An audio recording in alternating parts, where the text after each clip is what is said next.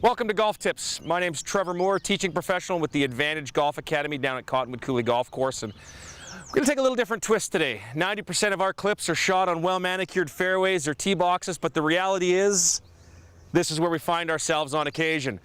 So maybe it's time to look at one of these shots. You know, the kind of shot where you see your ball bounce into the rough once, and then it comes to a complete screeching halt. You're only hoping you can find it, and when you do, you usually wish you didn't find it. And this is one of those situations. It's buried down in the long grass. We're going to talk a little bit about some things we can do in these shots. They're not easy. We do find ourselves in them far too often, but we want to talk about some keys here. Firstly, before talking about hitting the shot, I want to tell you about an option you have as a player where you cannot hit the shot and just take a penalty stroke. It's called an unplayable lie. And in this situation, there is certainly the opportunity to take an unplayable lie. If this ball, and it's the option of the player, is in a bad situation where you're not even sure you can advance it and your ball is not in a hazard or a water-defined marking, you have the opportunity to take an unplayable lie. So my golf ball is in this position right here. I have the opportunity to keep that point between me and the flag and go as far back as I want and drop my golf ball with one penalty stroke. So if we look at this golf ball right here, again being here, and if we get the camera just to pan back, you can see that I can move back into a situation keeping myself in a point where the ball is between me and the hole.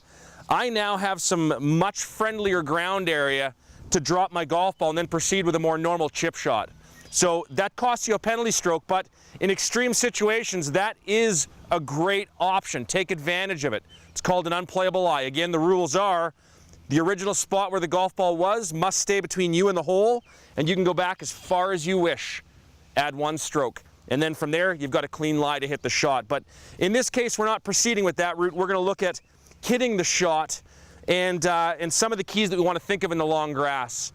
Now, number one, the long grass is going to tie up around what's called the hosel of your golf club, and it's going to want to slam the club shut.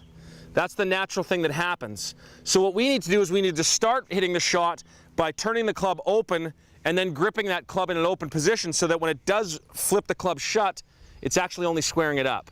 So again, I would take the club down to the ground, I would turn it open, and then grip it there, so I now have a very open club face. Okay, now when that grass gets caught on the hosel of the club, it's going to square the club up as it moves through, not actually shutting it down. Secondly, the open club face is going to start cutting through the grass a little easier. The other key out of this situation, swing big, swing aggressive. All too often, we see small swings or very passive swings in this situation. We don't advance the ball out or advance it far enough.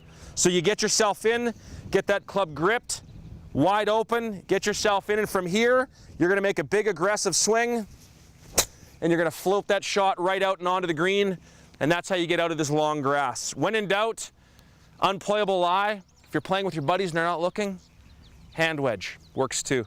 See you next week, everybody.